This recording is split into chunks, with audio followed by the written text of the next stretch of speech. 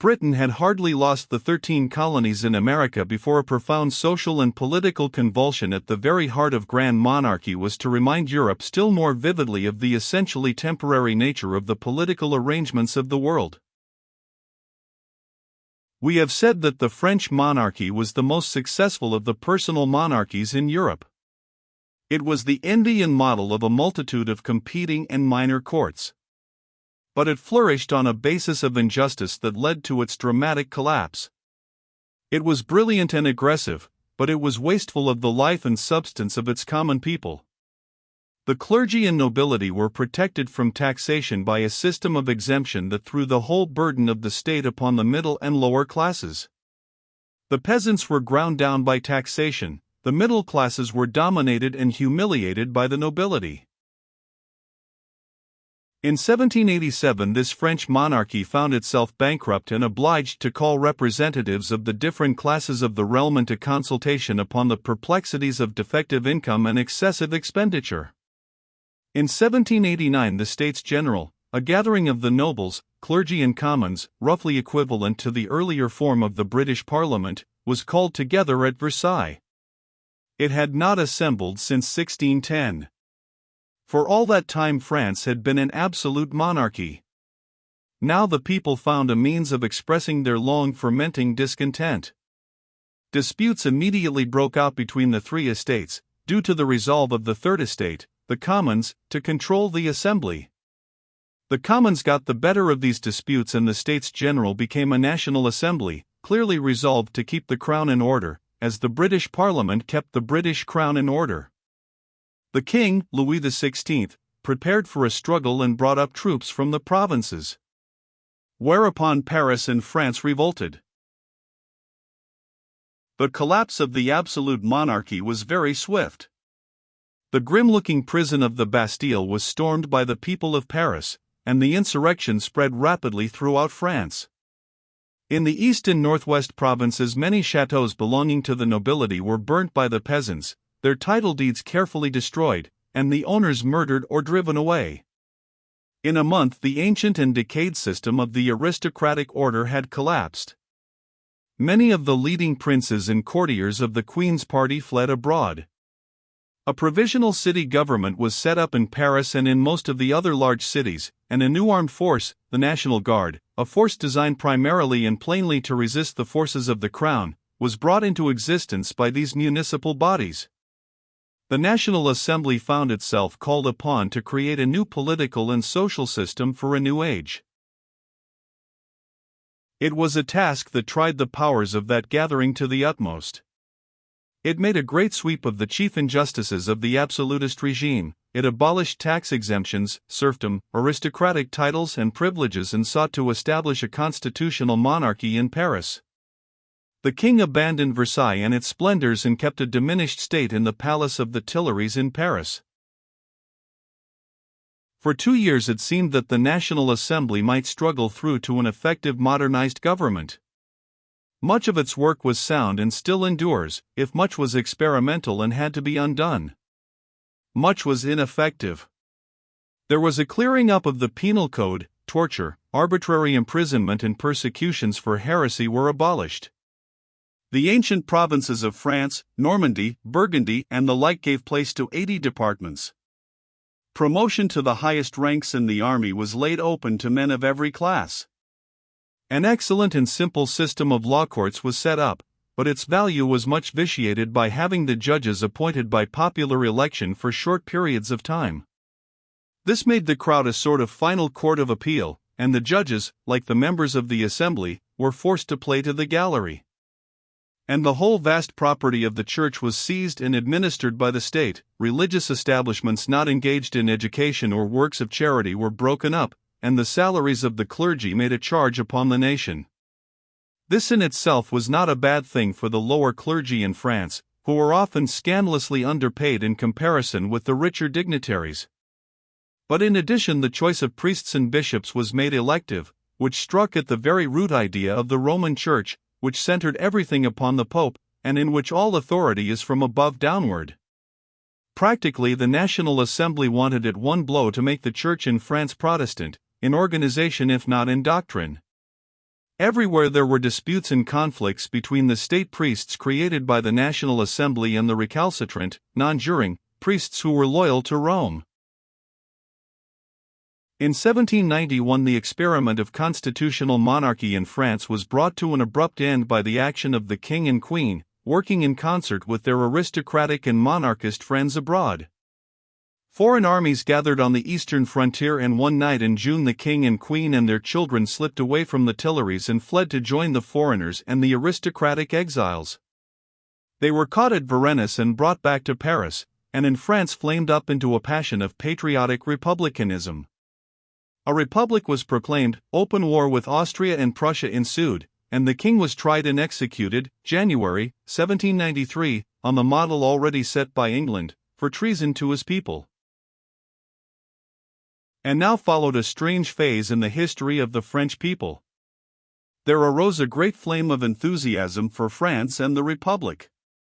There was to be an end to compromise at home and abroad. At home royalists and every form of disloyalty were to be stamped out. Abroad France was to be the protector and helper of all revolutionaries. All Europe, all the world, was to become republican. The youth of France poured into the republican armies. A new and wonderful song spread through the land, a song that still warms the blood like wine, the Marseillaise. Before that chant and the leaping columns of French bayonets and their enthusiastically served guns, the foreign armies rolled back. Before the end of 1792 the French armies had gone far beyond the utmost achievements of Louis XIV, everywhere they stood on foreign soil. They were in Brussels, they had overrun Savoy, they had raided Mayence, they had seized the Scheldt from Holland. Then the French government did an unwise thing. It had been exasperated by the expulsion of its representative from England upon the execution of Louis, and it declared war against England. It was an unwise thing to do, because the revolution which had given France a new enthusiastic infantry and a brilliant artillery released from its aristocratic officers and many cramping conditions had destroyed the discipline of the navy, and the English were supreme upon the sea. And this provocation united all England against France, whereas there had been at first a very considerable liberal movement in Great Britain in sympathy with the revolution. The trial of Louis XVI. The trial of Louis XVI. From a print in the British Museum. Of the fight that France made in the next few years against a European coalition we cannot tell in any detail. She drove the Austrians forever out of Belgium, and made Holland a republic. The Dutch fleet, frozen in the Texel, surrendered to a handful of cavalry without firing its guns. For some time the French thrust towards Italy was hung up, and it was only in 1796 that a new general, Napoleon Bonaparte, led the ragged and hungry republican armies in triumph across Piedmont to Mantua and Verona. Says C. F. Atkinson, 1. What astonished the Allies most of all was the number and the velocity of the republicans. These improvised armies had in fact nothing to delay them. Tents were unprocurable for want of money, untransportable for want of the enormous number of wagons that would have been required, and also unnecessary, for the discomfort that would have caused wholesale desertion in professional armies was cheerfully borne by the men of 1793-94. Supplies for armies of then unheard of size could not be carried in convoys, and the French soon became familiar with living on the country. Thus 1793 saw the birth of the modern system of war, rapidity of movement, full development of national strength, bivouacs, requisitions and force as against cautious maneuvering, small professional armies, tents and full rations, and chicane. The first represented the decision-compelling spirit, the second the spirit of risking little to gain a little. And while these ragged hosts of enthusiasts were chanting the Marseillaise and fighting for La France, manifestly never quite clear in their minds whether they were looting or liberating the countries into which they poured, the republican enthusiasm in Paris was spending itself in a far less glorious fashion. The revolution was now under the sway of a fanatical leader, Robespierre. This man is difficult to judge. He was a man of poor physique, naturally timid, and a prig. But he had that most necessary gift for power, faith. He set himself to save the Republic as he conceived it, and he imagined it could be saved by no other man than he. so that to keep in power was to save the Republic. The living spirit of the Republic, it seemed, had sprung from a slaughter of royalists and the execution of the king. There were insurrections, one in the west, in the district of Labate, where the people rose against the conscription and against the dispossession of the Orthodox clergy, and were led by noblemen and priests, one in the south, where Lyons and Marseilles had risen and the royalists of Toulon had admitted an English and Spanish garrison. To which there seemed no more effectual reply than to go on killing royalists. The Revolutionary Tribunal went to work, and a steady slaughtering began. The invention of the guillotine was opportune to this mood. The Queen was guillotined, most of Robespierre's antagonists were guillotined, atheists who argued that there was no supreme being were guillotined, day by day, week by week, this infernal new machine chopped off heads and more heads and more. The reign of Robespierre lived, it seemed, on blood, and needed more and more, as an opium taker needs more and more opium.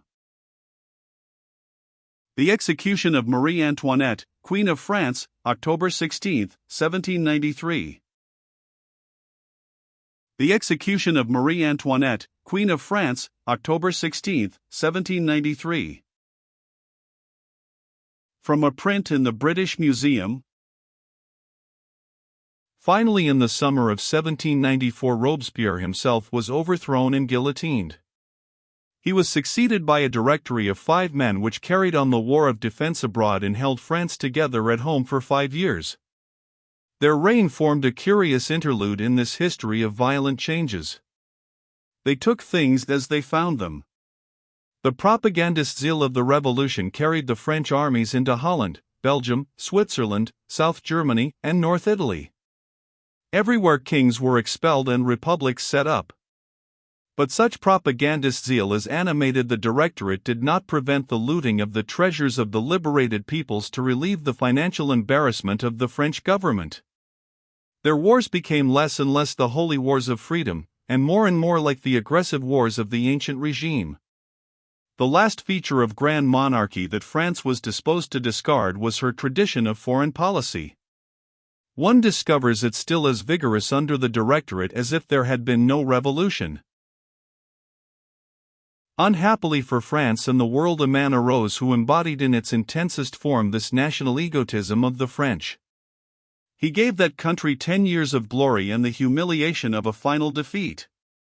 This was that same Napoleon Bonaparte who had led the armies of the Directory to victory in Italy.